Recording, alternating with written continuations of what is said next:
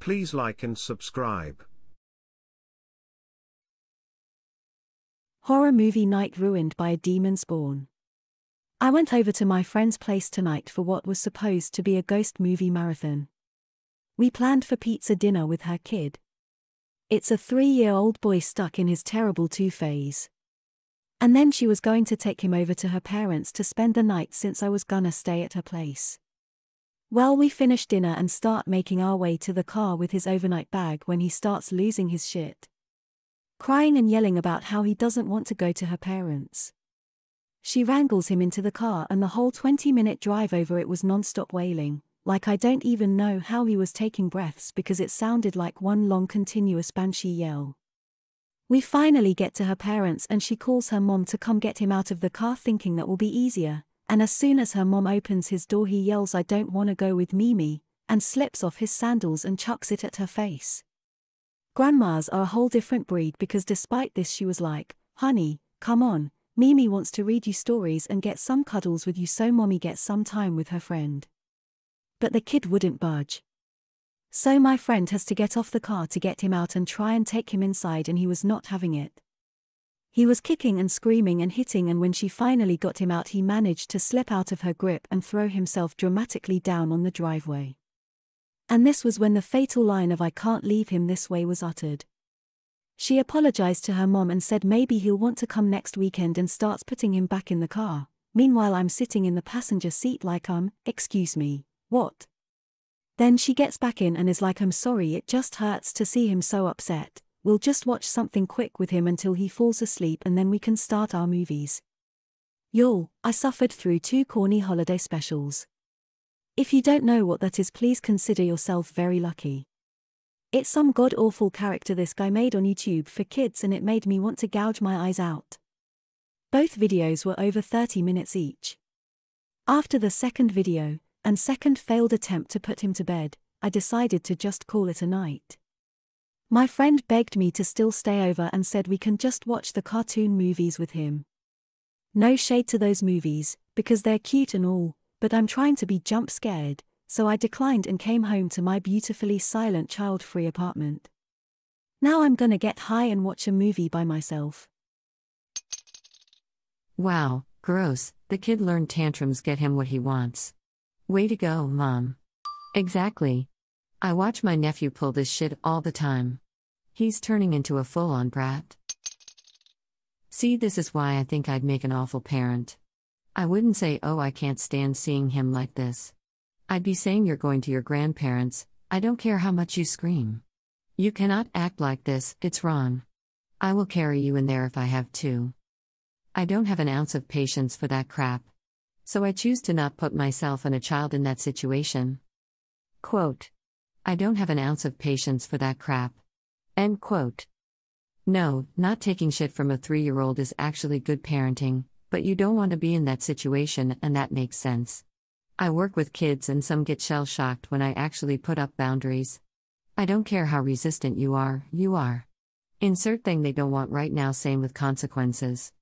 Some get a surprised Pikachu face when I actually punish them. Why? Because their parents become spineless because they can't see their child angry or sad. OP's friend is going to wind up with a child who has little boundaries unless somebody sets the kid straight. Yuck. Her first mistake was not taking him to her mom's before you arrived. Once he saw mom was going to have fun without him, he pitched a fit so she wouldn't leave him. He learned a very valuable life lesson. Be a total little a-hole, I'll get my way and mom will still love me. That sucks. Glad you managed to salvage your own night though. Yes. That is exactly the thought process. My mom got us to my grandparents before she had anything going on at home. We never knew she had people over or parties until after we came back. And the lesson, if children are in the plan for the evening just for a minute, better run. How to ensure your child will become the most stubborn, difficult child out there. Don't immediately give in when they say they don't want to do something. Keep them screaming for half an hour, and eventually give up and do exactly what they want. They'll learn that if they're just persistent and disturbing enough, they'll get what they want. She should have definitely have to leave him with grandmom no matter what. In the future, horror movies should be at your house and kid not welcome.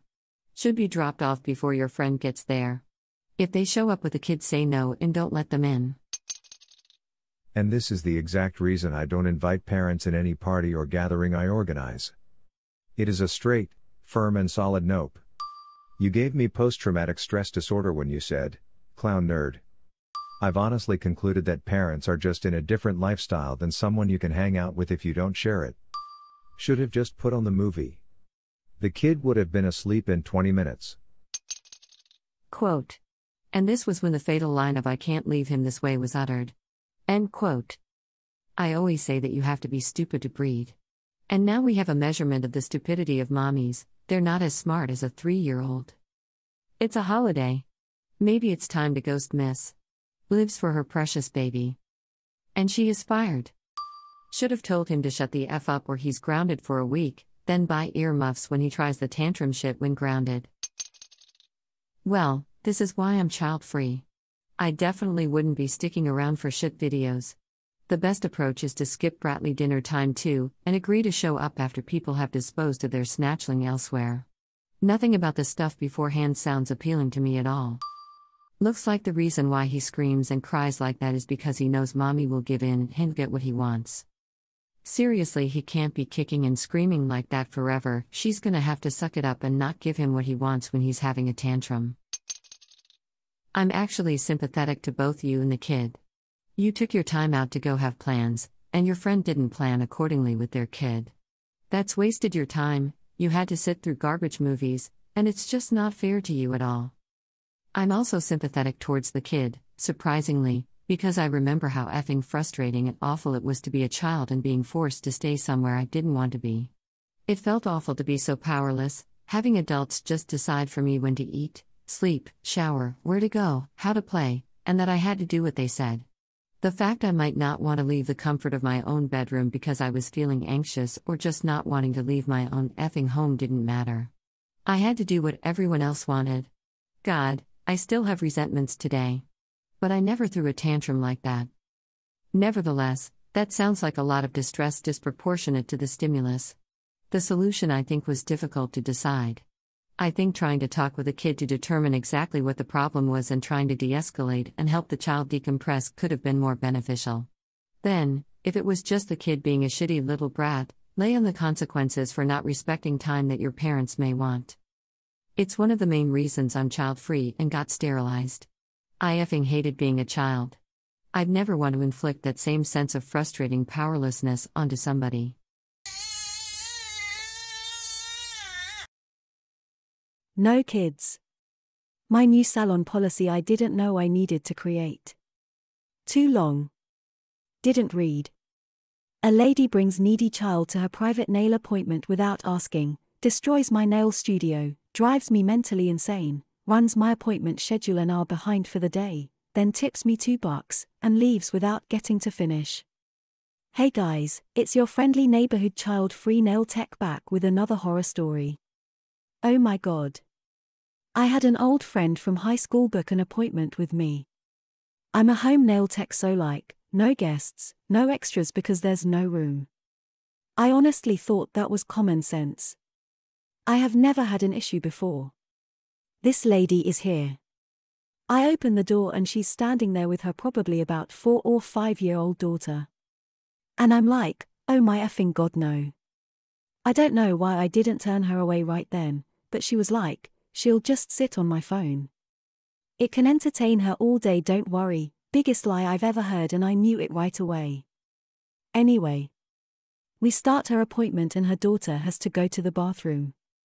I also don't let people use my bathroom during appointments because, you know, it's my personal house. She takes her and as soon as she comes back and sits down, her daughter says that she has to go again. Cue mom screeching at her, that she just went and needs to wait.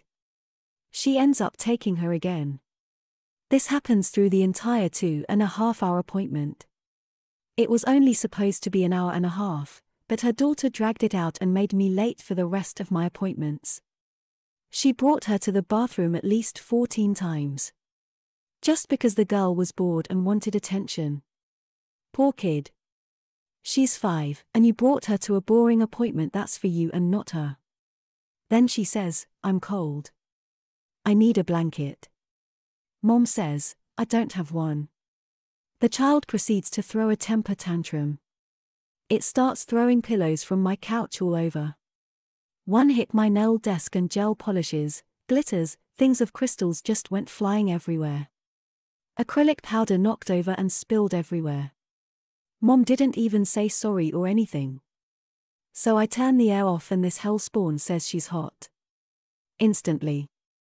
Kid was laughing at how much of a nuisance she was being. She was 100% doing it on purpose because she was bored.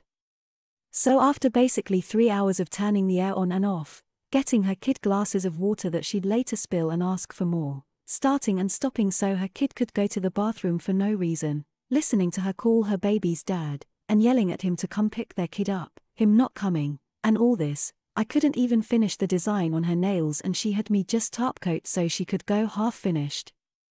Then she left me to clean up the giant mess. She tipped me $2 for the hassle. I now have giant text on my booking site that says in bold, "No kids or guests or extras." I never thought someone would have the nerve to bring a kid without asking, but next time, they're getting turned away at the door. I am absolutely never having children. At least she didn't try to bingo me. When we talked about kids, she said, "Don't do it. It's a trap." We will end on that note. Oh my effing god. What the heck? Yuck. The nerve of that woman and her demon brat. Right? Oh my god. The kid was a literal demon. You have so much patience. I would have cancelled her. Live and learn. Holy shit, I'd ban her from future visits. Period. Quote. She tipped me $2 for the hassle. End quote. Here's a tip well below what you would expect from the most well-behaved and easy client, in exchange for taking up your whole day and destroying your shiz. Wow. I would have been livid. Nothing worse than parents who don't notice or care how their kids affect others. I do not like physical touch, which I have not expressly given consent for, but all the time at my old job kids would just start climbing on me and parents would often just giggle like it was so cute, or just act like they didn't notice so they didn't have to do the job they signed up for. Makes me so mad. Sick of people fishing for compliments about their kids. I understand that people are proud of their children, and that's fine. But I am frustrated with friends and family that are just fishing for me, and others, to compliment their kids. Like, when I get to work in the morning, my coworker immediately whipping out their phone saying, "Look how cute my kid was this morning," and showing me the photo. I did not ask to see the picture, and they are setting me up with the response that they want, which is for me to tell them how cute the kid is. The problem is how often this happens, unprompted and without being asked, and imagine what would happen if I gave my honest opinion instead of just telling them these compliments they want to hear. It would literally shake their world, and it's not fair. No one wants to hear me say, "I don't care to see the picture," or "I don't think that's cute," or "Yep, looks like every other kid." And I don't say those things, because I try to rise above and play nice. But I hate how it's so forced all the time. Be proud of your own kids, admire how cute you think they are, that's great. Don't force or expect other people to, because many of us could care less. It's a tiny human, it didn't do anything spectacular that I'm interested in. I don't know when people will understand that not everyone is interested in their kids. I just say, "That's a baby." Or, "Oh look. It's a humanoid." Something like that. They eventually get that I don't care. But it can take a while. I have said those same things. I've also said, "Yeah. Looks like offspring." I also have straight up told someone, "I know this may be rude, but I'm incredibly busy right now and I literally couldn't care less to see one more video of your child." She never showed or sent me another photo or video. Seriously, one of the most infuriating and uncomfortable things people do. There's no stopping some people. I took my dogs to the dog park to play. The dog park is unfortunately right next to a children's park. Every time I go there, every single time, there are parents with toddlers who bring them up to the fence and do anything and everything for the whole park to look at their irritating child versus the dogs. The desperation is unreal. Today's parent got irritated when she was ignored and stomped off. I don't know what reaction they want. No one wants your child to pet their dog, no one wants to coo over your toddler. Whenever parents do this, the entire park migrates to the opposite side to avoid the parents and shrieking children. I typically give the photo a brief glance, a small smile, and then look away without saying anything. It's not rude, but it's also not what they were hoping for, so it still communicates they won't be getting that kind of attention from me. Usually cuts down on it. I honestly just give non-answers when people do this, like a nice or something similar. Most of them stopped after they realized I was not going to be giving their children the compliments they were begging for.